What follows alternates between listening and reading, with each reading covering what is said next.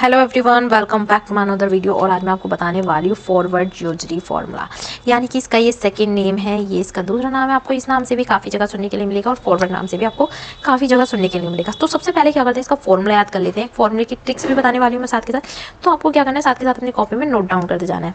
तो इसका जो फॉर्मूला होता है वो होता है f(x) = x0 plus u delta y0 plus, अब देखो यहाँ पर एक भी u नहीं था, यहाँ पर एक u आ गया। तो अब हम u की नेक्स्ट टर्म लिखेंगे u-1 अपॉन, यहाँ पर लिखना चाहे तो मैं एक वेक्टोरियल लिख सकती हूँ। एक वेक्टोरियल का मतलब तो कैलकुलेट करेंगे हम, एक ही होता है इसलिए लिखा नहीं था। तो यहाँ पर एक के बाद आएगा 2 फैक्टोरियल, ये टर्म है डेल्टा स्क्वायर y0 के लिए। प्लस सेम ऐसे आपको आगे रिपीट करना है u-1 u-2 upon factorial 3 delta cube y0।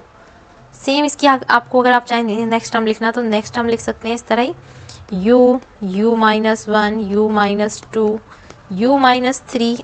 आपको ये लिखते लिखते ही याद हो जाएगा। आपको इस पे स्पेशली याद रखने की जरूरत नहीं है। तो यहाँ पर आएगा 4 और ये कैलकुलेट करेगा डेल्टा 4 y0, ये y है। ओके, मुझे लगता है आपको फॉर्मूला तो साथ के साथ याद हो चुका है, आपको अलग से तो याद करने की जरूरत नहीं है। u इंक्रीज करते जाना है आपको इस तरह, और ऐसे ही डेल्टा इंक्रीज करते हुए जाना है, delta square, delta cube and delta 4। First में ओनली y0, ये वाला जब मैंने गलत लिख दिया, ये फर्स्ट होता है y0 यानी कि f(x).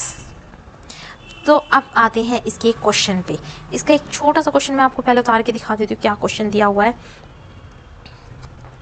क्वेश्चन में x दिया हुआ है 0 1 2 3 एंड जो y दिया हुआ है वो दिया है 1 8 27 64। इस टाइप में x और y दिए हैं और फाइंड करने के लिए कहा है यहाँ पर f 2.5 में हमें वैल्यू फाइंड करनी है हेल्प से, किसके, फॉरवर्ड की हेल्प से। ये क्वेश्चन में नेम दिया हुआ है कंपलसरी। अगर क्वेश्चन में नाम नहीं दिया होगा तो वो कैसे फाइंड करेंगे, वो मैं आने वाली नेक्स्ट क्वेश्चन सीरीज में बताऊंगी, उसके लिए आप देख सकते हो। तो सबसे पहले इंटरवल लिख लेंगे x 0 1 2 3। इसी तरह आपको f(x) भी नोट डाउन कर लेना है। जो आपके पास f(x) दिया है वो दिया है 1 8 27 64। इस तरीके से हमें f(x) दिया, हमें 2.5 पे फाइंड करना है। सिंपल, आप सबसे पहले डिफरेंस टेबल क्रिएट कर लो जो आपको मैंने लास्ट वीडियोस में सिखाई है। डेल्टा y0 फाइंड करेंगे तो 8 में से 1 गया, बचा 7। नेक्स्ट 27 में से 8 को माइनस करेंगे तो बचता है 87 में से माइनस करेंगे तो बचेगा 19। नेक्स्ट ऐसे आपको क्या करना है, 64 में से 27 को माइनस करना है तो बचेगा आपके पास 37। यहाँ पर लिखूंगी मैं डेल्टा स्क्वायर y0। जब मैं 19 में से 7 को माइनस करूंगी तो बचेगा यहाँ पर मेरे पास ओनली 12। मेरे लिए इनफ है इतना डेटा। बाकी हम चाहें तो इसे आगे भी फाइंड कर सकते हैं फॉरवर्ड टेबल में, क्योंकि फ्रंट डेटा काम आता है।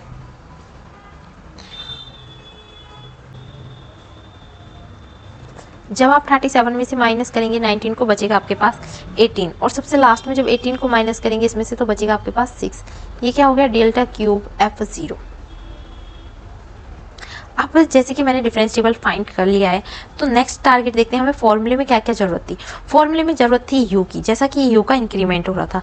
तो u फाइंड करने के लिए आपको क्या करना है, एक छोटा सा फॉर्मूला याद कर लेना है। बहुत ईजी सा फॉर्मूला है, इतना दिमाग पे जोर नहीं डालना है। इसके लिए लिखना है x minus x0 upon h। h क्या होता है, इंटरवल का डिफरेंस। यहाँ पर जो ये क्वेश्चन है फॉरवर्ड, तो ये है इक्वल इंटरवल्स के लिए। इंटरवल्स बोलते हैं हम x को, इनके बीच में जो गैप है वो इक्वल है क्या, तो ये गैप बिल्कुल इक्वल है, सभी के बीच में 1 गैप है। तो h हमारे लिए यहाँ पर काम करेगा गैप का। h क्या हो गया हमारे पास 1। इसी तरह आपको नेक्स्ट टर्म फाइंड करनी है, x क्या होगा, x वो वैल्यू होती है जो हमें फाइंड करना है। तो हमें फाइंड करना था 2.5 पे वैल्यू, उसको ये भी मैं आपको दिखा देती हूँ। ये फाइंड करना था 2.5। इसके बाद नेक्स्ट टर्म है x0। तो x0 कैसे लिखेंगे आप, x0 क्या होता है, जब आप इसे फाइंड करते हैं तो यहाँ पर ये जो फर्स्ट वैल्यू वो x0 है, मान लीजिए ये x1 है, ये x2 है एंड ये x3 है। सेम आपको यहाँ पर कैलकुलेट करना है, ये f(x0) है, ये f(x1) है एंड ये f(x2) है। इस तरह आपको वैल्यू लिखनी है। ये वाली जो वैल्यू है मेरे पास, ये है डेल्टा f(x0) की। ये जो वैल्यू दी हुई है ये है डेल्टा f0 भी लिख सकते हैं, आप f(x0) भी लिख सकते हो। सेम यहाँ पर सीरीज को आप बढ़ा देना, f(x3) की वैल्यू है ये हमारे पास। नेक्स्ट, तो अब हम यहाँ पर फॉर्मूले में फाइंड कर रहे थे x0 हमारे पास क्या दिया हुआ है, यहाँ पर अभी मेरे पास 0 है x0, तो यहाँ पर मैं इसके लिए लिखूंगी 0 अपॉन h क्या दिया हुआ है 1, जो कि मैंने अभी आपको बताया था। तो फाइनली जब इसे आप सॉल्व करोगे तो ये आएगा 2.5।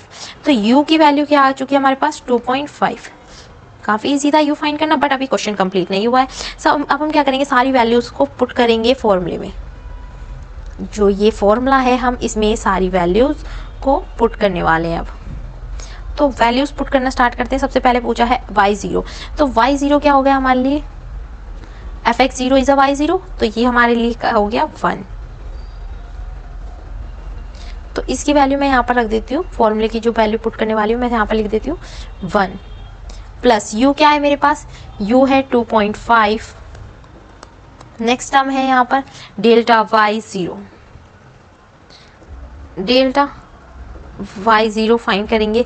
तो डेल्टा y0 हम फाइंड करेंगे टेबल में से। यहाँ पर डेल्टा y0 क्या है हमारे पास 7, तो आप यहाँ से इसे उठाओगे, ये है हमारे पास 7, इसको हम उठा के लिख लेते हैं यहाँ पर।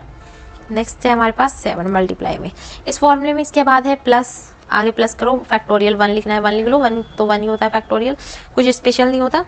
इसके बाद नेक्स्ट टर्म है u क्या है हमारे पास 2.5, सेम आप इसके अंदर रखोगे 2.5 माइनस 1 अपॉन 2 फैक्टोरियल।